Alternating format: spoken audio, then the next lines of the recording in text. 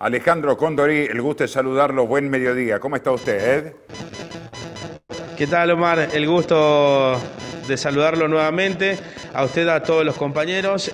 Bueno, sí, luego del fin de semana largo que disfrutamos en la zona de los valles. Pero ahora, para hablar acerca de la situación del dengue, vamos a hablar con la doctora Gordillo, Liliana Gordillo, quien es la directora del Hospital Centro de Salud, para que nos comente con respecto a lo que ustedes ven de fondo. Y vamos a hacer un paneo también, lo que es esta sala que se inauguró la semana pasada. Y es sobre lo que decía hoy el doctor Medina Ruiz esta mañana en el programa de la mañana, con respecto a esta situación que se presenta, estos cuadros sobre deshidratación, ¿no? Doctora, bueno, preguntarle acerca de esta sala, ¿hace cuánto que está esa? Bueno, buenos días.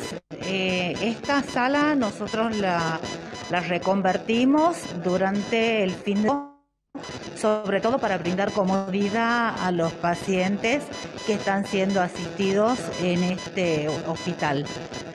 Es una sala que cuenta para rehidratación por vía parenteral en estos sillones y tiene una capacidad de 18 a 20 sillones.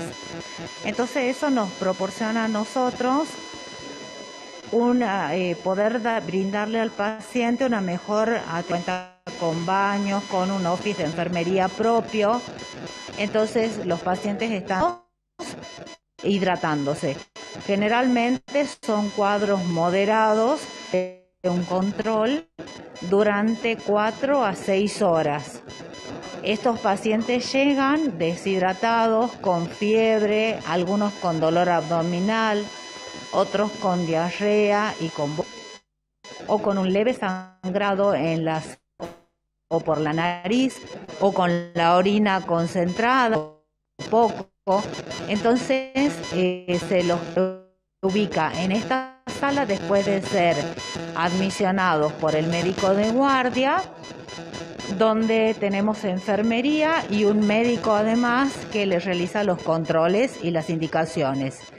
De acá al paciente se le solicita un laboratorio, se le hace el laboratorio, se ve el estado del hemograma, las plaquetas.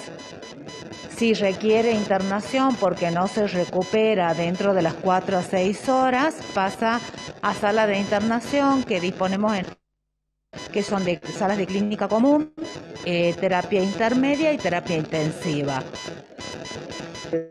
Preguntarle también acerca de por qué se da estos cuadros de deshidratación, producto de la fiebre, ¿no?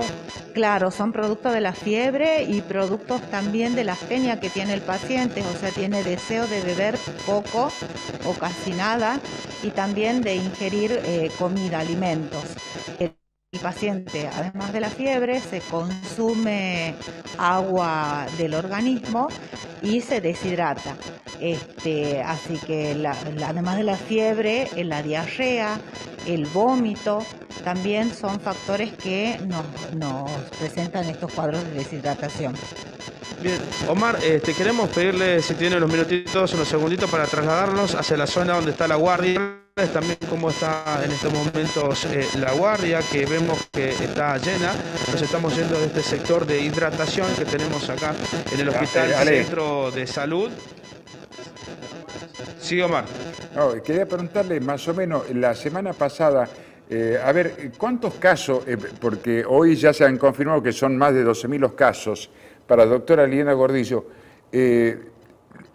¿cuál fue el pico de atención por día que haya tenido el centro de salud? Tenemos algunos datos de la semana pasada, por ejemplo en el Hospital Avellaneda, también en el sector privado. ¿Cuáles fueron los días de pico de atención? Tratemos de evitar mostrar a las personas que están internadas. Alejandro, ¿cuál fue el pico de atención en el Hospital Centro de Salud por el tema dengue la semana anterior? Sí, Omar. Acá le preguntamos a la doctora Gordillo. Doctora, bueno, preguntarle más que nada esto, ¿cuál fue el pico de atención, de consulta sobre todo, que se dio acá en el Hospital Centro de Salud en cuanto a atención? Bueno, los últimos días del mes de marzo y los primeros días del mes de abril, hasta el día miércoles, que pensábamos también que íbamos a tener un pico largo, pero bueno, gracias a Dios la consulta en realidad disminuyó bastante. Eso nos permitió que la espera de los pacientes disminuya también para ser atendido. Entonces, ¿cuántos casos atendieron, cuántas consultas por día? Se estaban atendiendo como máximo en 600 consultas en 12 horas. Y este fin de semana disminuyó consultas hasta 300, 350 consultas. ¿Y casos graves se dan muchos también? Tenemos internados acá en terapia intensiva y lo que nos favorece de esta enfermedad, que conocemos bastante cuáles son los síntomas y cómo actuar como en el tratamiento. Entonces, si bien tenemos pacientes internados en terapia intensiva y en terapia intermedia, el giro cama, o sea, la cantidad de días que el paciente permanece internado, es acortado. Generalmente no está más de 6, 7 días de internación como máximo. Y a veces en 48 horas, 72 horas, ya se puede ir de alta al domicilio. Omar, no sé si tiene alguna consulta para ponerle acá el auricular a la doctora Gordillo. Si no, ya directamente la vamos despidiendo. Usted me dice, pero se está trabajando a full en este día lunes, tanto en la sala de hidratación como también aquí en La Guardia. Bien, una sola consulta para la doctora Liliana Gordillo, porque también estamos conversando acá con Álvaro y Ariel Gustavo. Hola Liliana, le gusta saludarla. Buen mediodía, ¿cómo está usted? Un gusto, Omar, buen día. Liliana, lo siguiente, hemos notado, ayer veíamos un mapa difundido por el Ministerio de Salud a nivel nacional que tiene diferencias con los casos confirmados que tiene Tucumán. Esta mañana incluso el doctor Luis Medina Ruiz nos decía que hoy podríamos superar los 12.000 casos. Tiene que ver con esa franja que va desde los 30 a los 45 años, donde se dan la mayor cantidad de casos y lamentablemente en esa franja también muchas personas que han perdido la vida, incluso jóvenes. ¿Por qué cree que se da más en ese sector etario? Bueno, yo creo que porque en ese sector etario no hacemos la consulta oportunamente. No nos olvidemos que al ser jóvenes nosotros nos sentimos bien, no tenemos por ahí conciencia y consultar durante los primeros síntomas. En el caso de los otros pacientes que son más adultos, y la verdad que es una enfermedad que provoca mucho dolor muscular, dolor de cabeza insoportable, y a veces la persona joven no toma conciencia de esto.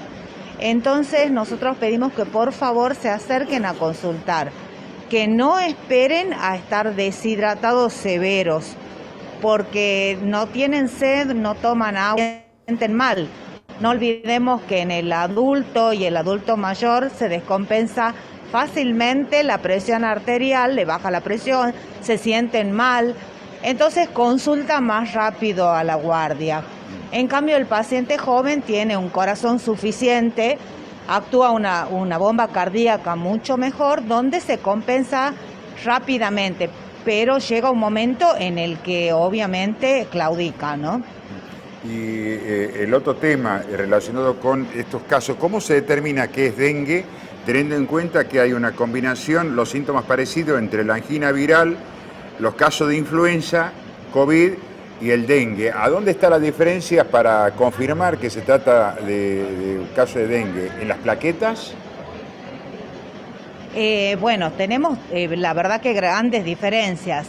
En los casos de COVID, el paciente acude con un cuadro respiratorio. En un cuadro de angina tiene más dolor de garganta. Se puede llegar, si es una angina bacteriana, se ve las placas en la garganta. Y en el caso del dengue, el dolor corporal y la fiebre es característico. Y también nosotros acá estamos haciendo diagnóstico diferente, el hisopado nasofaríngeo para el test de COVID cuando se tiene alguna duda, o también si requiere el test de antígenos para dengue, también lo estamos haciendo. Bien, doctora, muchas gracias por este tiempo y el saludo a todo el personal que ha trabajado a full también durante el fin de semana largo allí en el Centro de Salud. Muchísimas gracias. Gracias a ustedes, Omar.